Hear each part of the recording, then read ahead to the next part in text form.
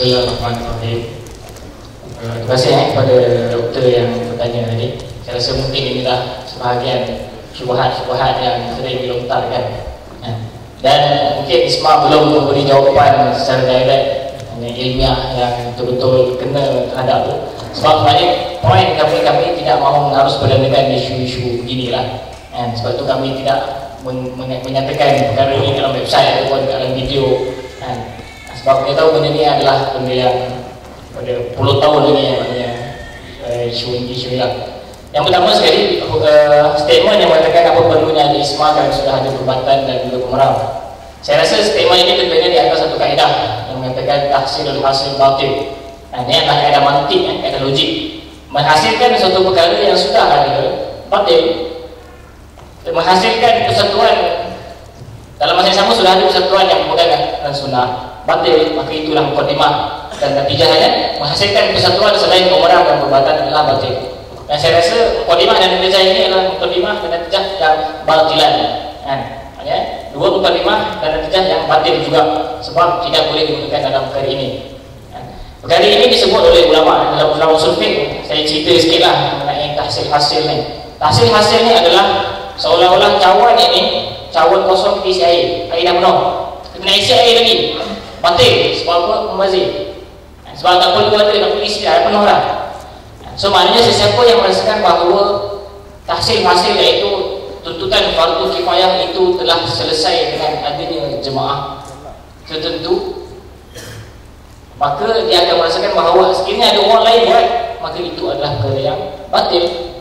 Orang lain buat benda yang sama, contohnya dah mandi mayat orang, nanti tiba orang datang nak mandi mayat sekali lagi, so nak mandi mayat sekali lagi. So kalau 30 jemaah nak mandi mayat sekali lagi, so, itu adalah hujah yang tak betul. Okay? Perkara ni saya pernah tengok itu video lah, tapi maknanya nak kata benda ni satu konsep yang tak betul. Sebab kita merasakan al-hasil yang kita mahukan bukanlah jemaah tu. Jemaah ni wasilah untuk mencapai kepada kesepakatan seluruh umat Islam. Nak buat kerja Islam tak boleh buat seorang-seorang. Dah ada perubatan, dah ada pemerang, dah ada agli, dah ada macam-macam amal dan sebagainya. Tapi ISMA still merasakan di sana ada ruang untuk bekerja, untuk menyembah. Cerita kat saya siapa yang pernah promote slogan Melayu Sepakat Islam Daulat? Siapa yang pernah buat seminar ajar umat yang mengajak semua satuan mahasiswa Islam di Mesir Melayu? Ada tak orang yang buat? Ada tak perubatan buat? Ada tak pemerang buat? Ada tak pemerang ajar ISMA? Tak pernah. Minta maaf saya bukan nak emosi, tapi nak kata itulah faktanya. Sebab itu apa yang ISMA buat ini, kita berhasrat untuk menyatukan umat. Kita berhasrat untuk menyatukan umat dalam ruang-ruang yang boleh. Sebab itu bila dikatakan pasal apa lagi, kita ni jemaah yang ada, hatta ikhwan sendiri pun dekat Mesir kita mengatakan dia adalah jemaah muslimin yang wajib ditaati, sedangkan hidup dah 80 tahun 80 lebih. 1928 sekarang dah 84 tahun. Tak pernah mengata jemaah tabligh kenapa tak kena ada, anak dah ada ni Al-Banna ni usul isyrik tetap ni. Kenapa tak kata dekat jemaah-jemaah lain ikutlah ikhwan, inilah yang tak betul.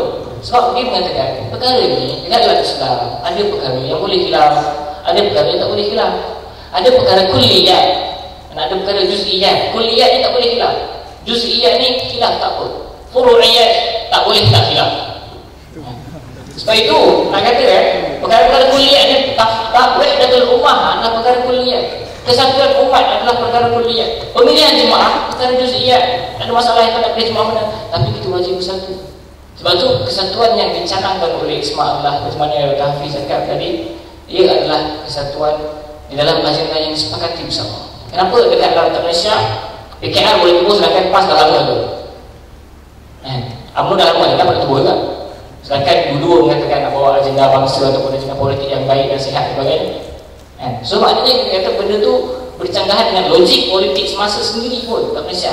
Maknanya kalau kita bawa pemikiran tak boleh hidup, maknanya tak boleh buat kerja lain, tak boleh buat orang yang nak buat tak boleh buat juga. Maknanya benda tu sebenarnya memendekkan kita punya kreativiti sendiri. Dan saya nak bagi contoh, maknanya bagi contoh saya cakap Ibnu Taimiyah menyebut dalam Majmu' Fatawa, dia kata ada sekumpulan manusia mempunyai seorang amir yang ditaati. Amir yang jadi ketua di dalam satu kumpulan melakukan amar ma'ruf nahi munkar. Sekiranya dia tak buat dua benda, Benda yang pertama adalah apabila dia tidak menambah atau mengurangkan apa yang ada dalam agama. Dan benda yang kedua adalah dia tidak ta'assub dan ketik betul. Jemaah dia cakap A, betul. Jemaah cakap B, betul. Salah dan betul, semuanya betul. Itulah ta'assub. Sekiranya ada dua benda ni dekat dalam mana-mana jemaah, maka dia tidak boleh. Itu adalah satu bentuk perpecahan yang dilarang. Maksudnya perpecahan kat mana? Bukan dekat jemaah tu, tapi dekat sifat-sifat tu. Menambah atau mengurang, itu adalah bid'ah. Dan juga menyokong kumpulan sendiri dalam betul dan salah. Itulah ta'assub. Sebab itu kita dapat, kalau kita lihat isu ini, isu ilmiah, maka sebenarnya dia sangat luas untuk perbincangan. Hatta banyak fatwa-fatwa mengatakan ada jemaah ini, kita ikutlah apa yang berdasarkan Quran dan Sunnah, dan kita tinggalkan apa yang bercanggah dengan perkara tersebut. Dia adalah sebuah yang sangat maftuh. Allah Alhamdulillah.